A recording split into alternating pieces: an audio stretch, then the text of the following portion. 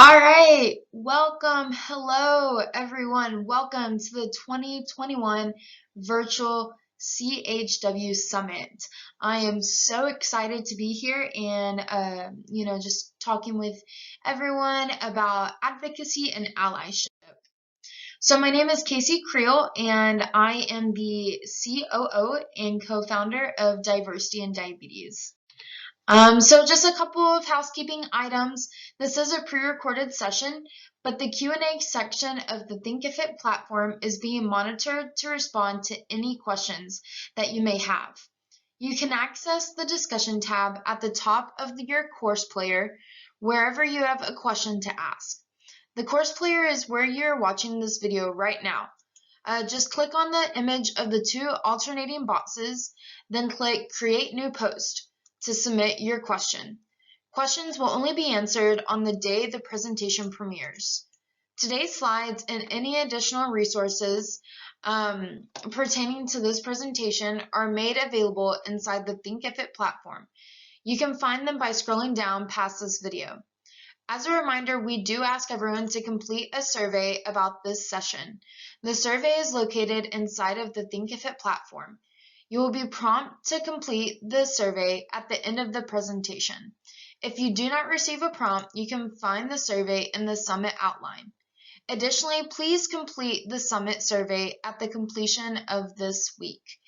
These are very important, and Umemba Health uses every bit of feedback to help inform future educational events.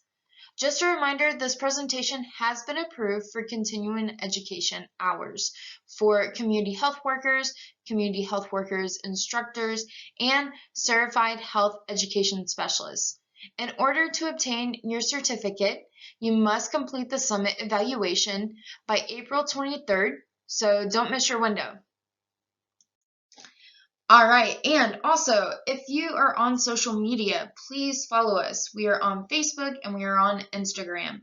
So on Facebook, we are at Virtual CHW Summit, and for Instagram, we are CHW Summit.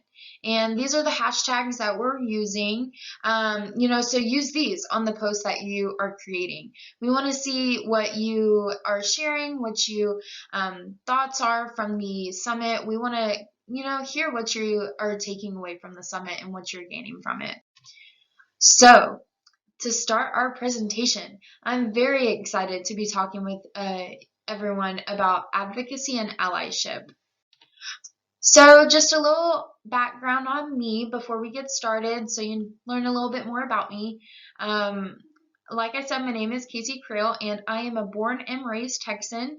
I am currently living in Austin, Texas.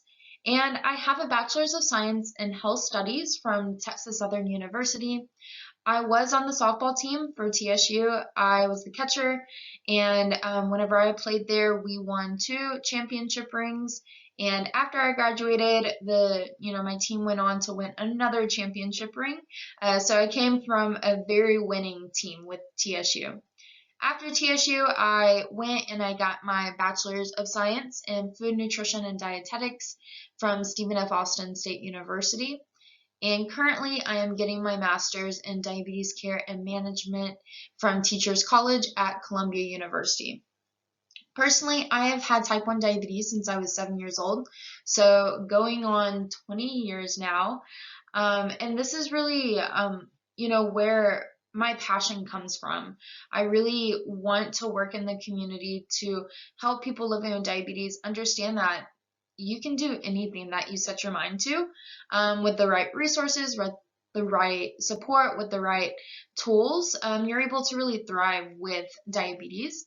And so that's where my passion comes from. I am a dog mom. In this picture, you can see my little family of 3.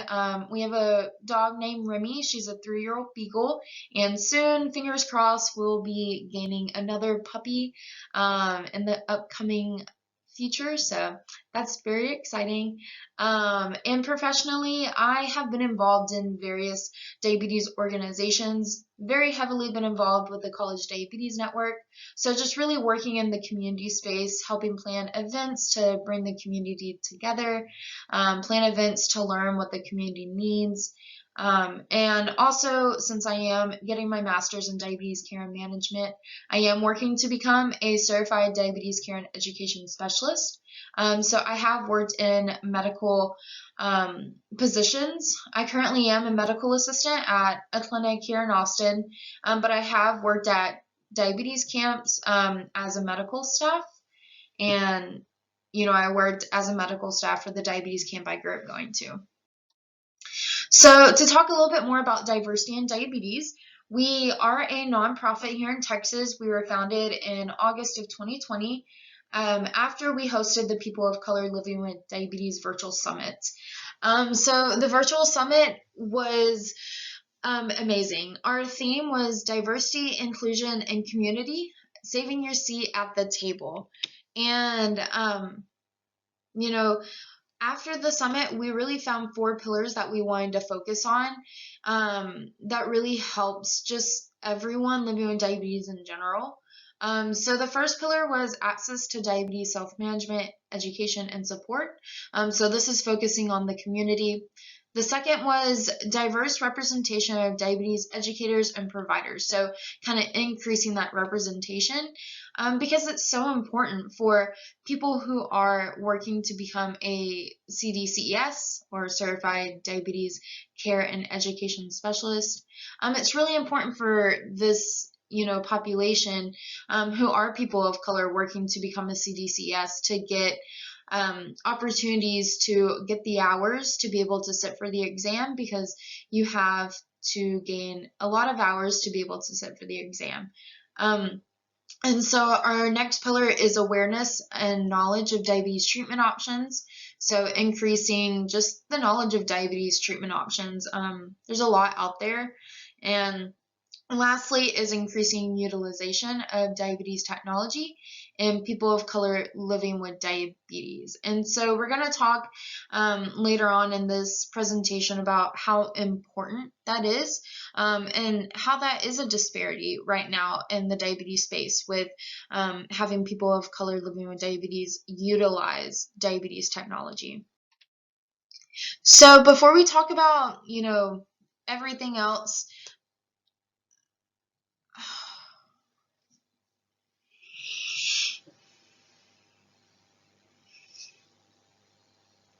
so our mission for diversity in diabetes is that we're dedicated to creating awareness and providing solutions to end health disparities and the lack of representation in the diabetes space. The population that we serve to really help this mission be seen through are our community members, so people living with diabetes who are Black, Indigenous, and people of color.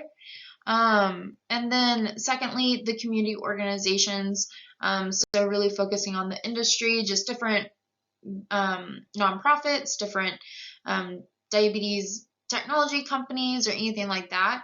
And then lastly, focusing on healthcare professionals and diabetes educators. So, before we kind of dive into our talk, kind of want to make sure that we're all on the same page. So talking about various definitions. So the first definition that we're going to talk about is disparities. So disparities is a noticeable and usually significant difference or dissimilarity.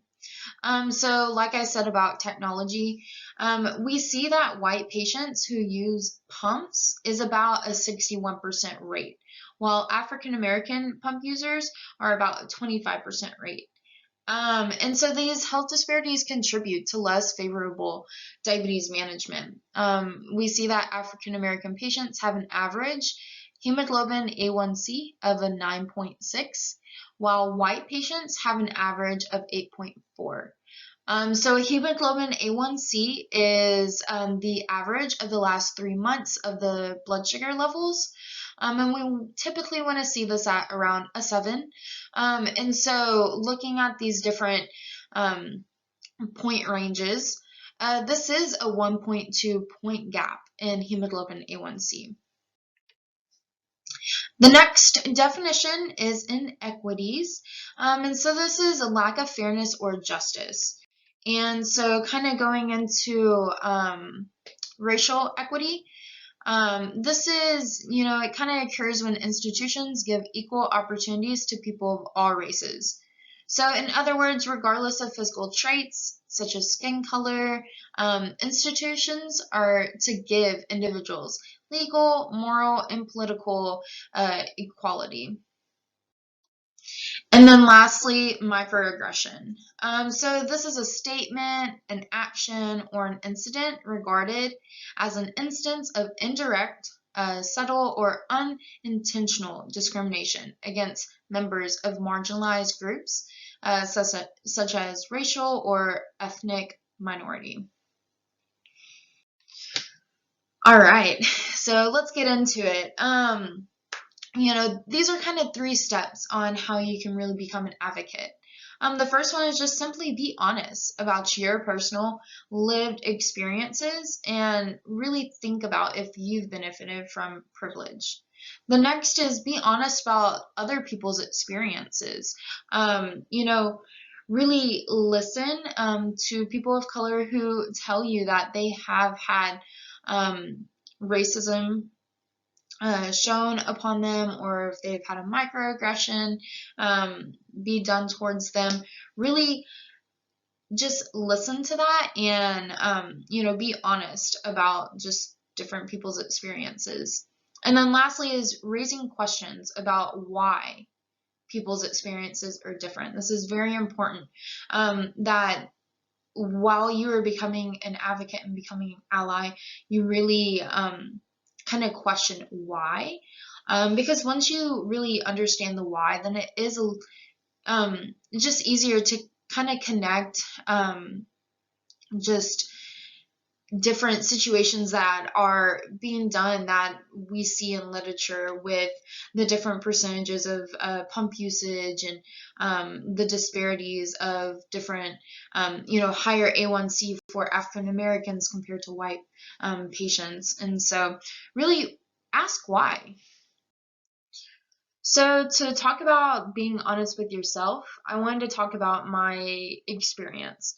So throughout my life, I've went through various things that has shown me my privilege and shown me that there is unfairness being done upon people of color, especially people of color living with diabetes. And so one specific situation I want to talk about is whenever I have kind of reflected on me going to my diabetes camp I grew up going to. So this is a picture of me. I think I was like 9 years old. I was with other campers.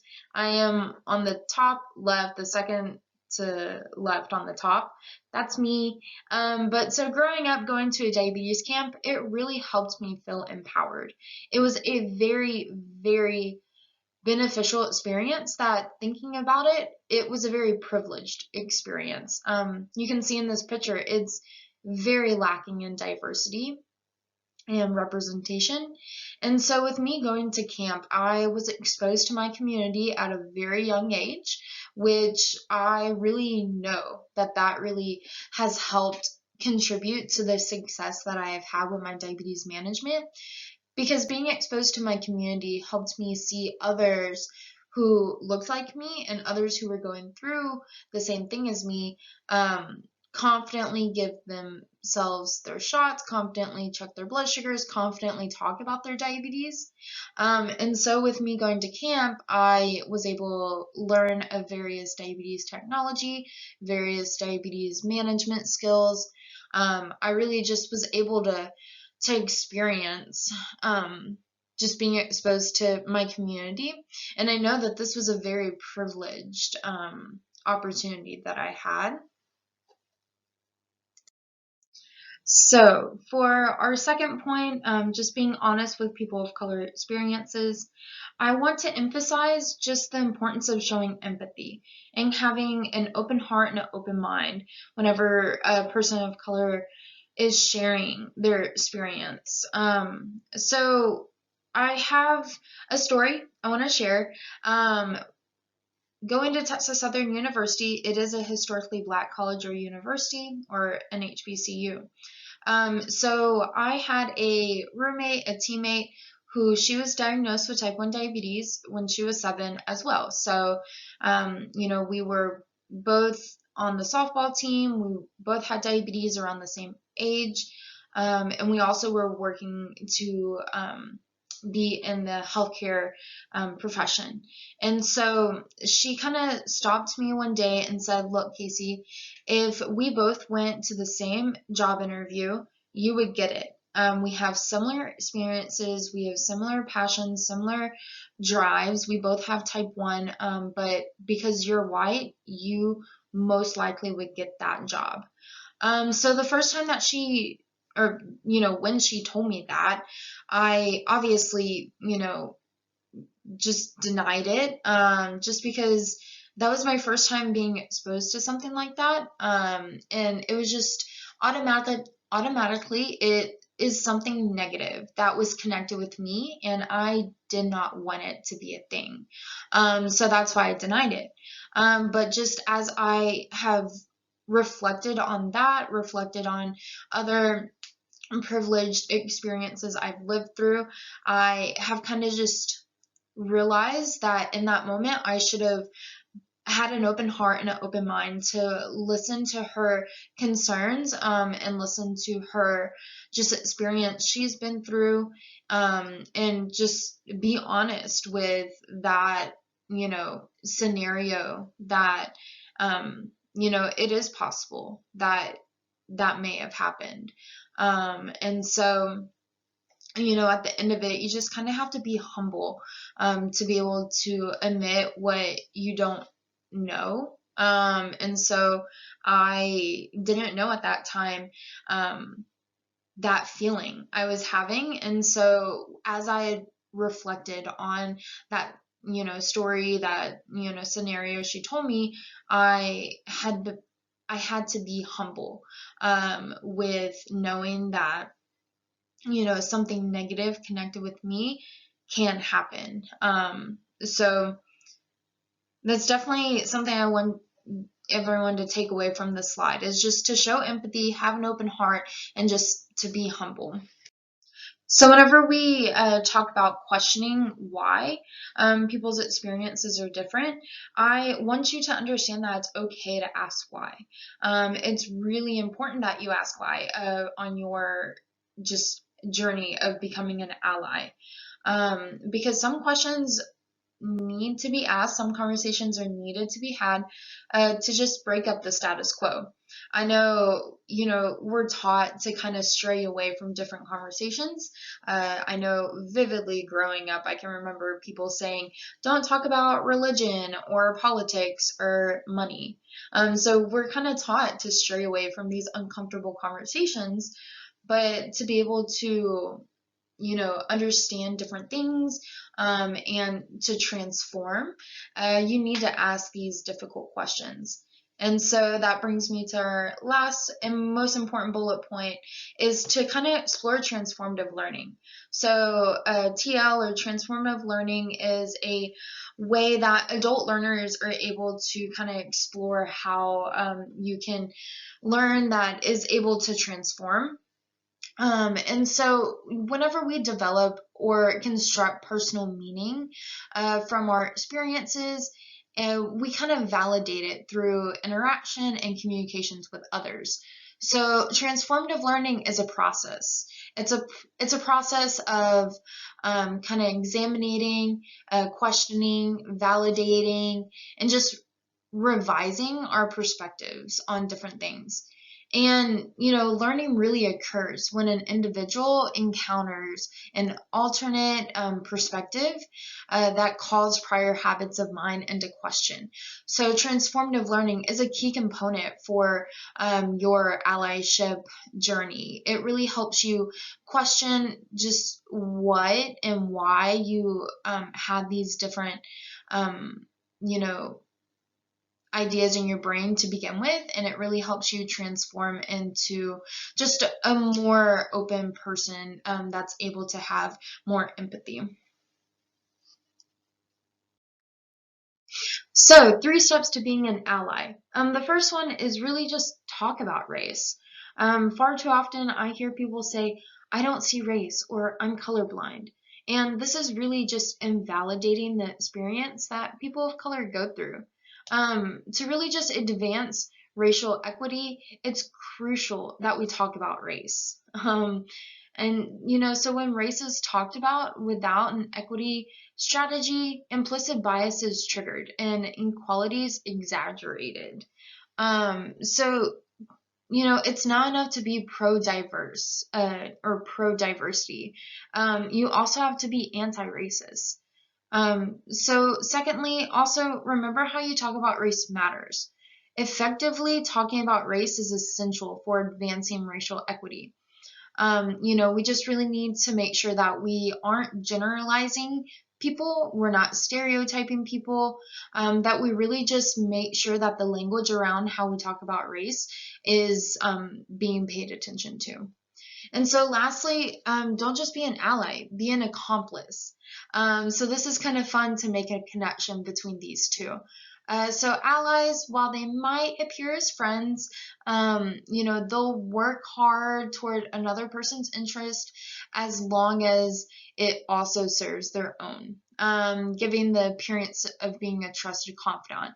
So, they might appear as friends, but they're not.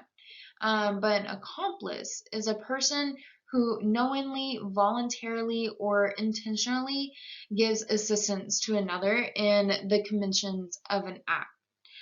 So an accomplice is liable to the same extent as the principal. So you really want to make sure that you're being an accomplice. You're really, not just being an ally to say that like, oh, I'm pro-diverse. Like you really want to make sure that you kind of examine why you are doing things, why you're wanting to be an ally, and making sure that you are not just pro-diversity, you are anti-racist, and that you're an accomplice in this work for social justice and this work to end health disparities. And so I know this was a lot of information, but what I really hope that you can take out of this is that we want to really not just say that we are an ally. We want to be an accomplice, that we are all in with helping our patients who are people of color who go through various things. And so a way to do that is just to really be humble and reflect on your own experiences, your own privilege, and also hopefully transform with the way that you approach things by questioning why things are going on, and also growing by seeing how you can help. And so, we have these various resources that help you with your advocacy work, with your allyship work, and with your accomplice work. And also, if you're wanting to see how you can get involved with helping people of color, specifically living with diabetes, we are looking for volunteers, and we're looking for partners, and we're looking for board members. So head on over to diversityanddiabetes.org. There's an application you can fill out to be a volunteer and also to be a board member. So just send us a message and we hope to connect with you soon. So thank you so much. I really hope that you gained something from this. Please reach out. Once again, my name is Kacey Creel, and my email is kacey.creel@diversityanddiabetes.org. I want to hear from you, and also if you want to get involved with diversity and diabetes, then definitely reach out. Thank you so much.